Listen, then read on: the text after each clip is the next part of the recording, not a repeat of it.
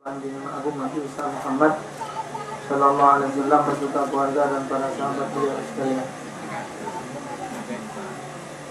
Barusan tadi sudah kita ikuti Bapak Ibu acara yang sangat sakral, pelaksanaan ijab dan qabul antara dua hamba Allah, Agung sama Lora, yang insya Allah pernikahan mereka berdua akan mendapatkan keberkahan dan keridhaan Allah Subhanahu wa Ta'ala. Agung, biarpun badan kecil tapi umur tua. Pengalaman dalam rumah tangga ini tidak katik sekolahnya. Tidak ada sekolah untuk membina rumah tangga kecuali melainkan pengalaman-pengalaman yang dituangkan di dalam kitab dan pengalaman-pengalaman yang dilihat di dalam kehidupan keluarga dan tetangga. Perjalanan satu pernikahan ini bukan pendek. Pernikahan untuk menuju satu bahtera rumah tangga yang berhasil sangat memerlukan masa yang sangat panjang. Nikah ini Agung, Lora, siapa kita Bapak Ibu harus pasang niat bahwa nikah itu adalah untuk ibadah.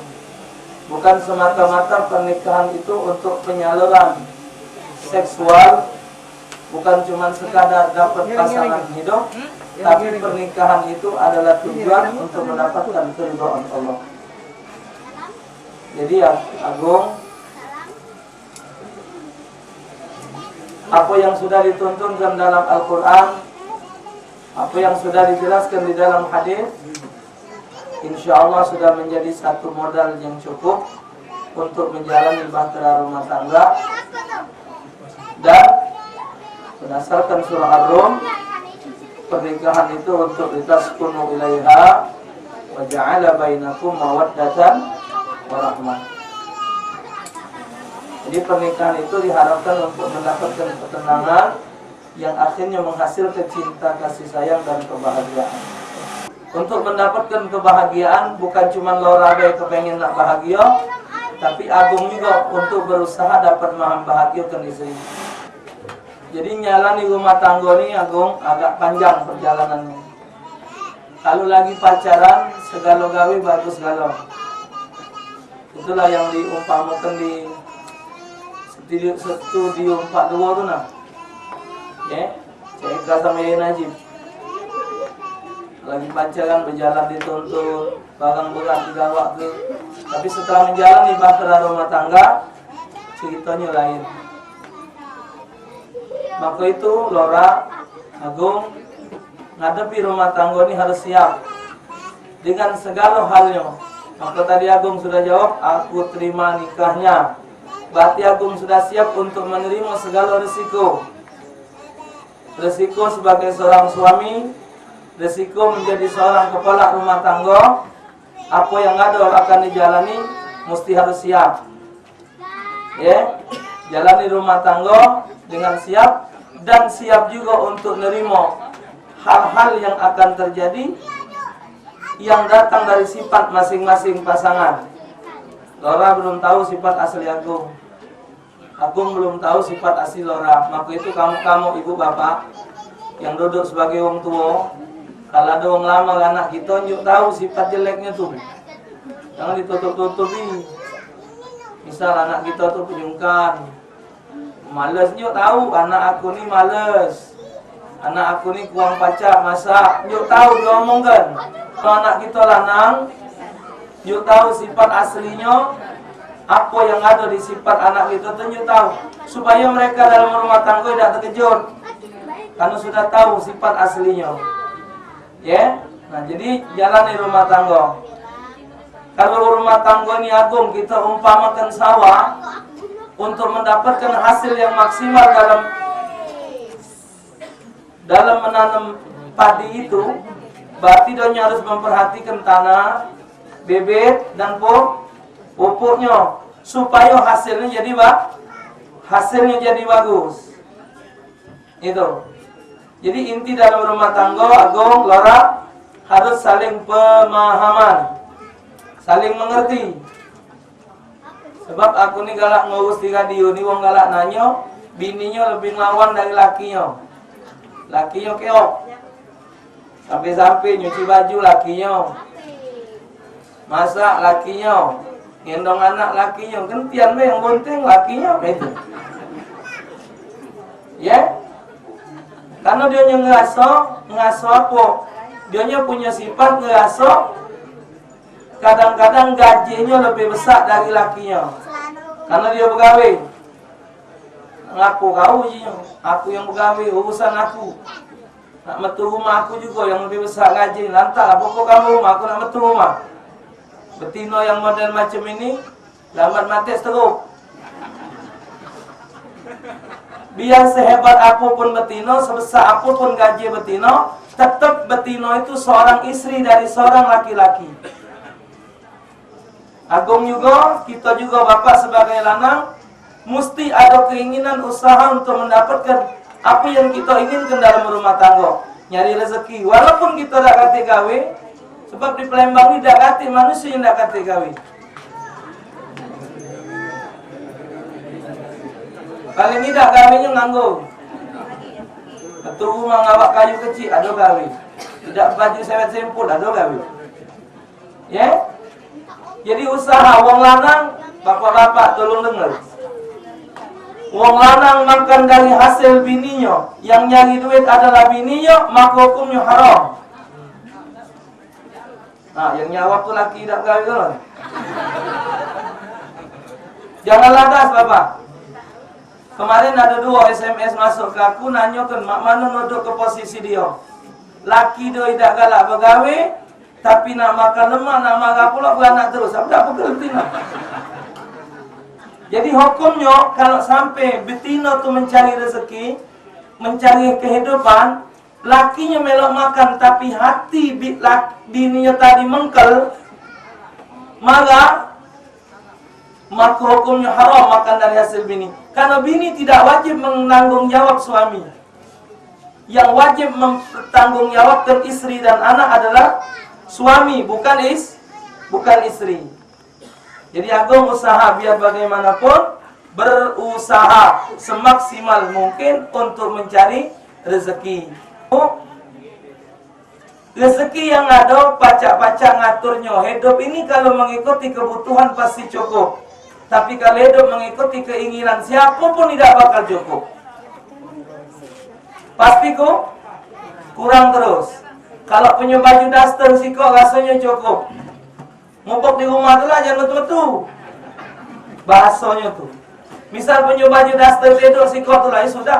Buat tidur pakai, bangun tidur, gendam. Dengar lagi cuci, sisir kering, pakai pula. Jadilah. Yang penting suami itu senang. Tidak perlu dia nyentuh bagus, yang penting jangan mampu. Ini baju gantung hari-hari, sesep cuma laki. Tahu apa kak?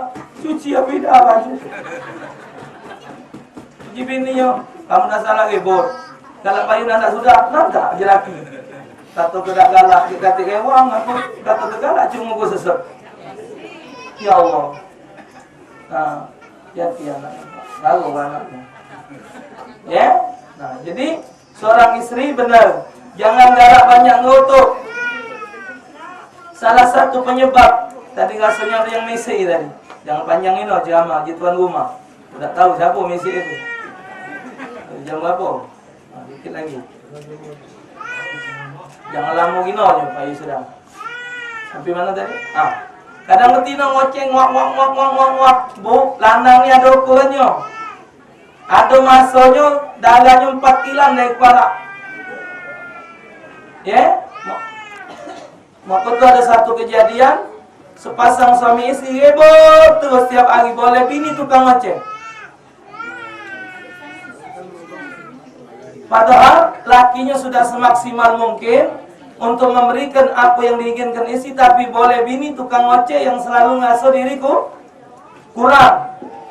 Cuman kelebihannya biarpun dia tuh ngoceh kodak anak 4. Tak tahu mana ngejo kan. Aku sambil ngoceh itulah, Allah Allah. Akhirnya naik juga sebanding laki itu. Sekali malam lah 25 tahun ditahan kayaknya. Sekali malam tidak tahan, diangkatnya bininya pasok dia sungguh bagi rumah. Kau dah jalan tahu masuk dia itu. Masih ngoceh. Lantak lah kau juga sana juga. Ditunggu sejam 2 jam hilang suara. Lantak kau mati dia. Terbuang aku ni kakak. Yalah aku nahan ke dia ngoceh daripada aku terbuang. Didengarnya hilang masih. Astagfirullahaladzim, mati nanti cari. Akhirnya carinya tali jemuran. Solonya ke bawah sana. Hampirlah jauh. Truk, ada yang nangkep. Alhamdulillah masih hidup. Nah, orang mati. Kapan diangkatnya tali tadi. Kapan mau tu besar tinggi putih berjanggut. Hai, kenapa berubah ini? Kau ni siapa? Aku ni jin yang kau sumur ini. Kenapa kau ni betul? Aku tak tahan bini kau ngoceh bawah sana. Janganlah. Jin lagi ke rum. Oh, jilakinya. Kau baru berapa jam, aku selama tahun nahan ke dia ngoceh. Nah, jadi pikir. Aduh, betul ngoceh. Angkat masuk je sumur. Artinya itu tuh cerita ada masuk ke pegelnya. Jadi Ustaz, aku ni mak mana?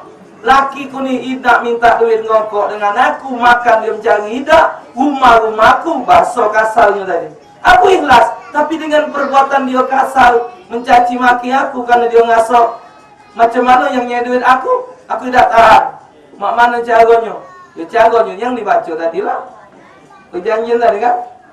Tidak menunjuk nafkah 2 tahun. Atau menyakiti. Segala macam gawak buku nikah ke kantor itu pengadilan. Nampak? Ini ceritanya, yang main ceritanya. Aku tak tahan lagi. Selesai. Follow, tembus tolak. Pasti kantor tidak akan langsung mengatakan jatuh cerai. Tak. Pak, Ibu, Bapak, Agung, Pak Agung. Kantor itu cuma sekadar ngesahkan. Arti ngesahkan itu metu ke surat bahwa sudah terjadi perceraian. Tapi yang namanya cerai itu ada di mulut laki. Jangan sekali-kali wong lanang biar marah macam mana dengan bini, kata-kata cerai jangan diomongkan. Tapi Ustaz, aku ngomong cerai itu dalam keadaan tidak sadar. Tak ngati orang bercerai sadar. Dek, ngapa? Aku ni susah dan main. Jadi mana? Yuk kita cerai lah. Ada ngomong itu. Nak gila mati orang itu. Pasti posisi lagi marah, pasti posisi lagi panik. Maka itu hukum cerai itu dibagi jadi 3. 1, 2, 3. Bahkan apabila seorang suami menceraikan istrinya, tolak 1, dalam masa iddah itu istrinya disuruh berpakaian yang kira-kira baca manggil syahwat lakinya lagi supaya kembali rujuk kepada dia. Sebenarnya kurang bagus juga, Pak. Habis akad nikah itu macam sirat taklik itu kurang bagus. Tidak pas madai bawa akad nikah langsung nyito ke cerai segala macam. Tidak bagus itu, Pak. Tidak hati aturannya dalam Islam. Agung hati-hati, Gung. Lah berjanji itu macam tu. Kapan terjadi? Laju ya. Nah, jadi nak hati-hati, nak tahan nian. Jangan sampai terjadi kerepon dalam rumah tangga. Setengah 12 belum? Belum. Pokoknya uji Kak Edi setengah 12 berhenti lah. Ngekata aku ni, Pak. Oh, cabut omong tu, cabut ya, sudah dihapus.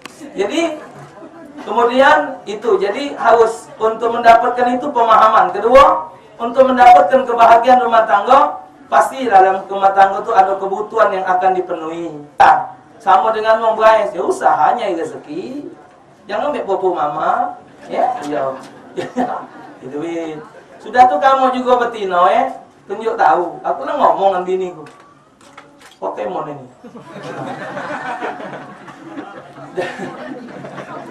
Ujiku, Dek, bagusnya betina tuh yang harus paling diutamakan tuh di luar rai laki. Nah, jadi cantik, bagus, wangi di depan lanang lain tuh jadi dosa. Yo, tapi kalau tidak berais punya ke jadi fitnah kamu dikata wong, punya bini tidak ada berais kalau mencegah kamu marah. Buktinya tidak marah. Kamu tidak berais. Jarang betino laki bini berpagangan berais dulu ada tak? Tangi tidur lagi ngangsar. Dah kata kakek pai, mama pupu tu kata kitabnya. Biji mata melek sebelah lagi bergoyang. Artinya ngapa? Artinya mesti betina tu yo macam mana lah. Jangan sebab ada tuntunan hadis. Apabila seorang wanita berjalan di depan laki-laki, natangkan syahwat, muta'atirun, maki wangi-wangian, berais dengan pakaian yang sebegitu, segala macam. Landang ngawasnya itu ada syahwat. Kata Rasulullah, satu pandangan laki kepada dia sama dengan satu kali berzina. Walaupun laki itu nyiap ke duit, tapi bini juga harus pacak ngatur di mana yang suami senang. Macam itu. Paling tidak yo bersisir rambut pakai laki lo sisir rapi, caranya tadi biar Agong tu senang. Jangan ya. Jadi senang laki itu senang dengan kita. Nah, kalau laki itu senang sampai betino di radio SMS dengan anak, Ustaz, saking senang dia dengan lakinya. Ada dah amalan biar laki aku mantap di rumah. Tak kenjuk sampai sehari ini. Lah 18 tahun ngisi ceramah di radio, tak kenjuk-kenjuk. Kapan kenjuk amalan biar laki mantap di rumah, tak nyari duit lanang itu. Mantap di rumah, saking senang. Kenapa timbul senang istri kepada dia? Karena suaminya memperhatikan istrinya. Jadi seorang istri harus bisa mengatur, suami berusaha untuk semaksimal mungkin memenuhi apa yang diinginkan istri. Ketika suami sudah melaksanakan kewajibannya, istrinya wajib bersyukur dengan nikmat yang Allah karuniakan dengan dia. Saling memahami, rezeki yang halal itu harus diperhatikan. Nagong Rasul nyatakan dalam sebuah hadis, kullu lahmin nabata min sahtin fannar aula bih. Setiap daging yang tumbuh dari barang yang haram, api neraka lebih wajar untuk dia. Kalau Agung dapat duit dari yang haram, duit dari bohong, duit dari korupsi, duit dari kezaliman, diberikan kepada anak dan istri, berarti seorang suami mendaftarkan istri dan anaknya menjadi penduduk nerakanya Allah Ta'ala.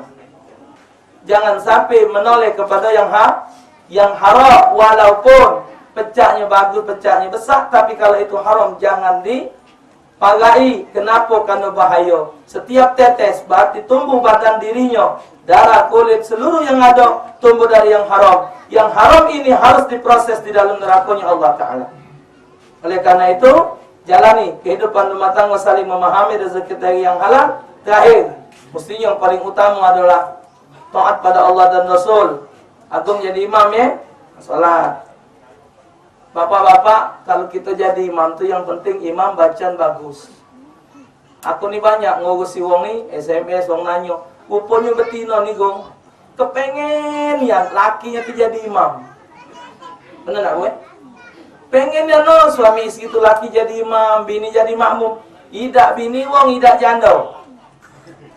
Kepengen mencari pasangan hidup yang pacak menjadi pemimpin, jadi imam pengen. Bukan cuma harta. Puji laki deh, aku ni tak ada pacar, mana? Dia masuk surga juga kita. Siapa nyamin kau? Takut. Lakinya ni rupa tidak banyak hafalan. Dia cuma hafal 4 surah 4 kul. Surah pula saya kasih 4 kul. Kul ya ayyuhal kafirun, kul huwallahu ahad, kul a'udzu bil falaq, kul a'udzu bin nas. Jadilah. Tidak baca ayat lagi sah semayang tu. Yang penting jadi imam, bacaan benar. Kalau bacaan kerok jangan. Nah, dewean. Bismillahirrahmanirrahim. Nah, bagus je bini. Asal malas weh. Alhamdulillahirabbil alamin. Arrahmanirrahim. Jati bini. Nah, ada juga perubahan. Maliki yaumiddin. Ya Allah. Kul huwallahu. Biasa kul hu ni terakhir. Ya karena dia hafal itulah lajunya keluar kul huwallahu ahad. Allahus samad. Allah. Ya jago ngimel, makan biji sempayo. Apa rekan kedua? Habis macam Fatihah ngadem. Tep bini lekat. Cerita. Mak mana lah. Nak diomongkan semayang. Dah batal kalau ngomong. Saling nganteng deh. Pegel juga bini. Akhirnya udah tidak terhenti. 3 kali. 3 kali udah laki ngonole. Ngonole nanya, "Dek, kalau 10 lagi boleh tak ayat?" Bini yang jawab, "Laju lah Kak, itu laju. Lantah kau. Batal kalau dulu." Jadi rumah tangga tuh kepengen. Bini tuh kepengen suami jadi imam. Usaha. Maka tuh kita lanang berusaha. Sehebat apapun harta kita, kalau meninggalkan salat, na'udzubillah.